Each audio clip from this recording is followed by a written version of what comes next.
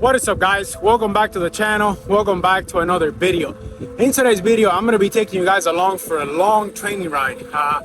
As of right now, the plan is about 120 miles. And we're going to talk about everything training, nutrition. If you've been watching my channel, you know that this year I really focused on gravel racing.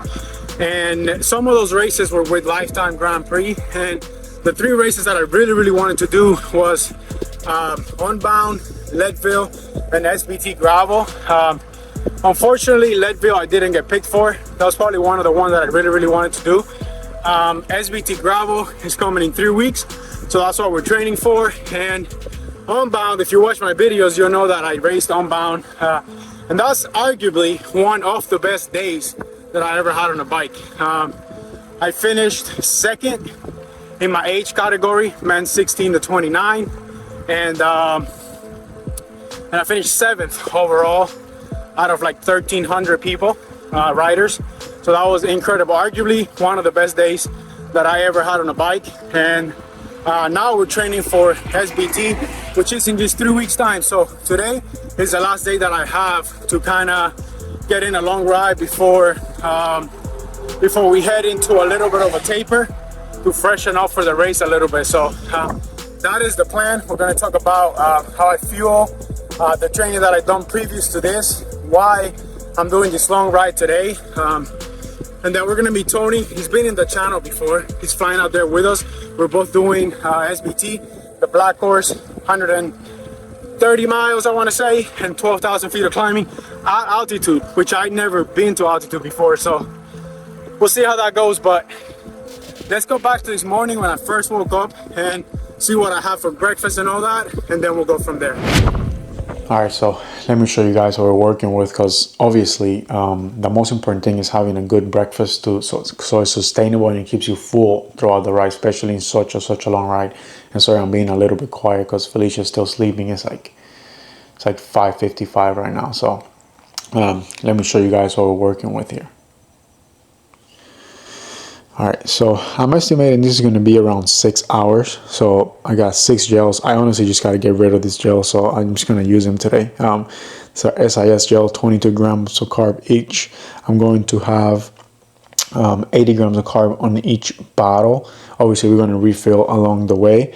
And then this is what I got for breakfast right here. This is overnight oats. There's like about 40 grams of overnight oats. It's got some protein powder. It's got banana. I just put some honey over it. So yeah, nothing too complicated, but something that you know, has a little bit of fiber, which is okay for today because it's a long ride and it's just gonna keep us full. So let's get on the road. You crazy mother.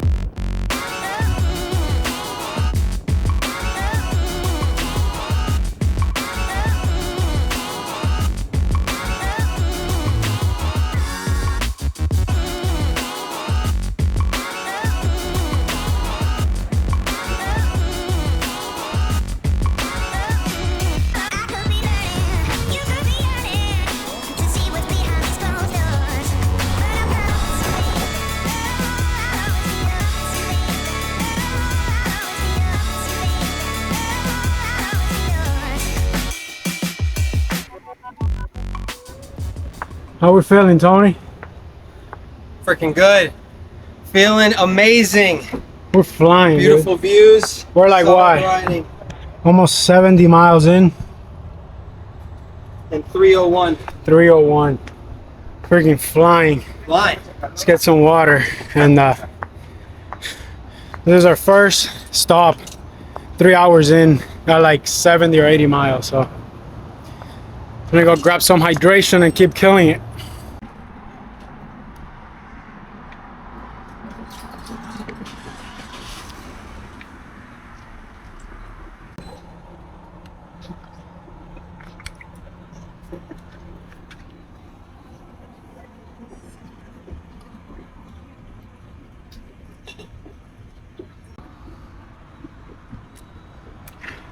It's fucking Florida. We probably already sweated this much. 100%. Holy shit, in 3 hours. I did that in the first hour.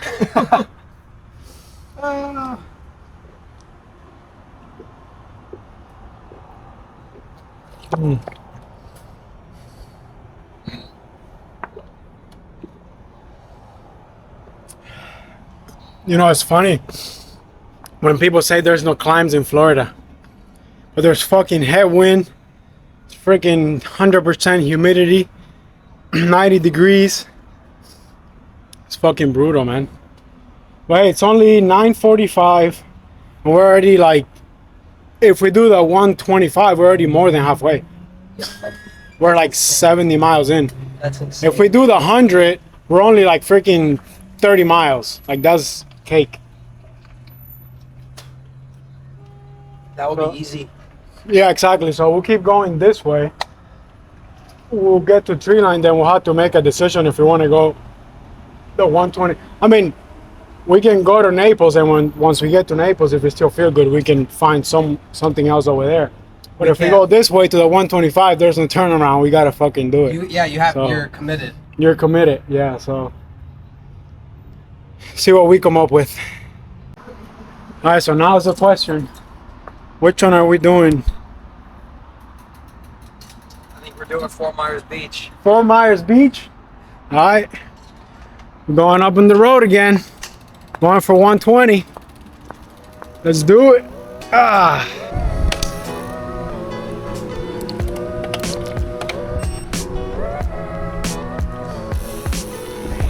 Then we can go left. Yeah.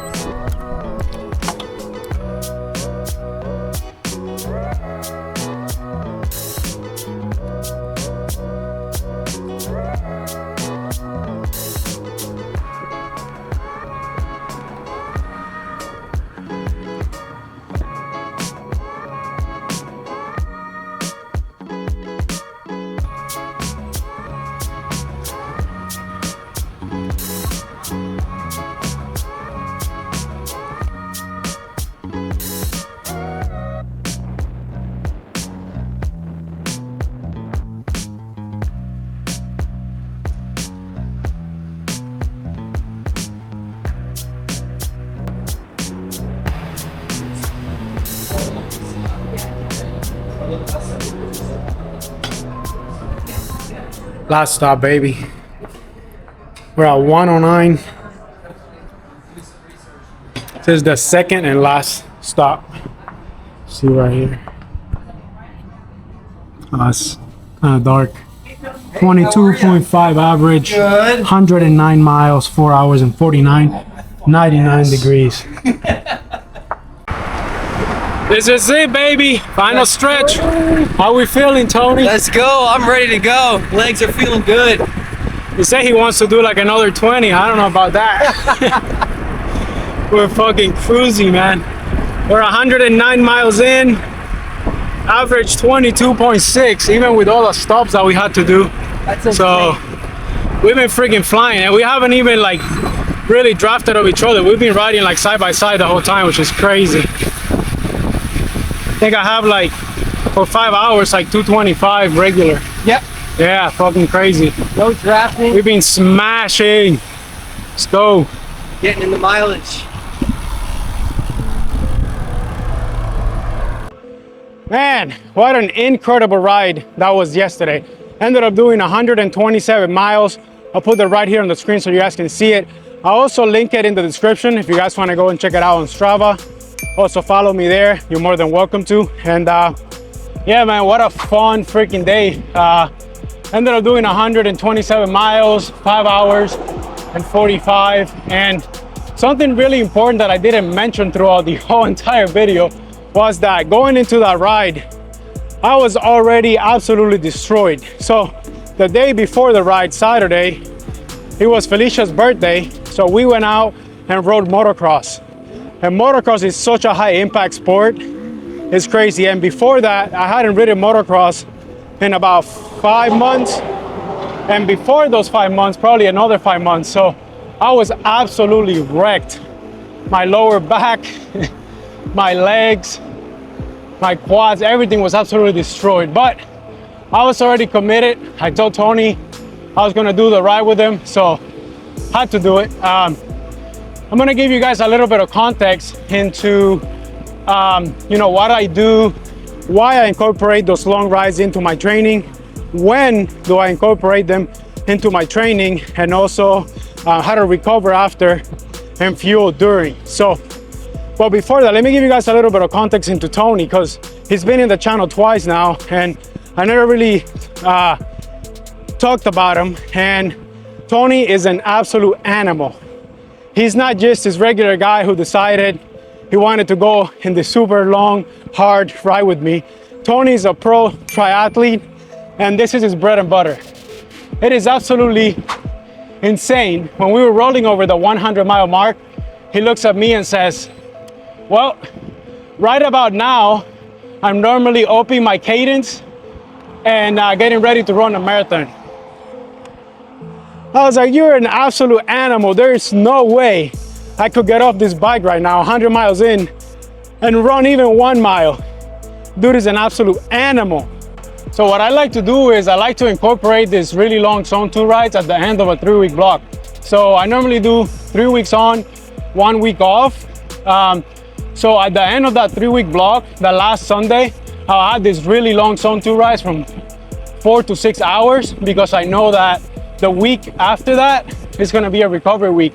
So I know that my training is not gonna suffer. Like if I would do it on a regular, like 2 weeks into my training block, that next week is gonna suffer, because this ride, you definitely get a lot of fatigue in the legs from it. In yesterday's ride, I was trying out only doing 60 grams of carb per hour. Normally I'll do way more than that. Like for example, at Unbound, I did like between 100 and 105 grams of carb per hour. So yesterday I was just trying out 60 just to see how I felt. And I could tell at the end of the ride, like when I was like 2-3 miles away from home, when I was already by myself, like 200 watts felt like the RPE was so high. So I immediately reached for a gel, and it's incredible. Within like a minute or two, I already felt like a new person. I looked at the last segment before getting home. It's like a 10-minute segment. I averaged 241 watts for those last 10 minutes after 5.5 hours in. So it's incredible how quickly like you can just have a gel, straight sugar, and your body like just reacts to it. Then after I got home, the first thing I do is get in the shower and take a really, really cold shower just to get your core body temperature down.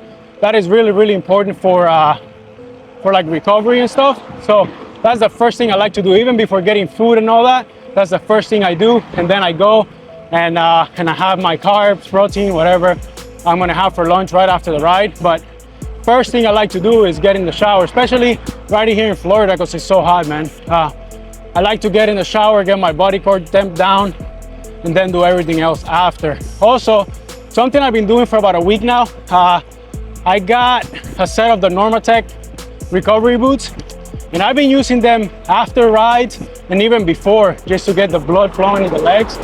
And I'll talk about them more in another video, because like I said, I've only been using them for a week, so not long enough, but I'm really, really enjoying them.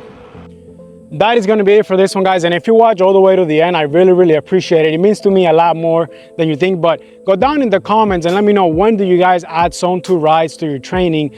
And I ask a lot of people these questions, and I get different answers. So if you had to pick one, would you rather do forever long Zone 2 rides or high intensity, shorter sessions?